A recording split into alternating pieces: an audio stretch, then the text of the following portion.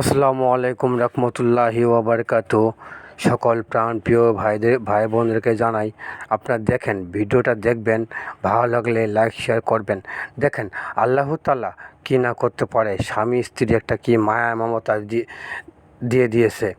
তো এরকমই সবাইকে একদিন বৃদ্ধ হতে হবে, সবাইকে একদিন মাটির তলে যাইতে হবে, কবরে যাইতে হবে। তো আমরা কেউ কাউকে কখনো অবহেলা করব না। এদের কি ছেলে সন্তান আছে কি না আছে তা কেউ জানে না।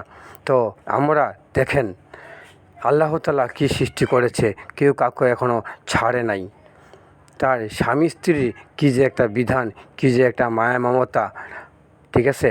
তো এই কারণেই বলছি, আমরা কেউ কাউকে অবহেলা করব না ইনশাআল্লাহ। ভিডিওটা যদি ভালো লাগে দেখবেন।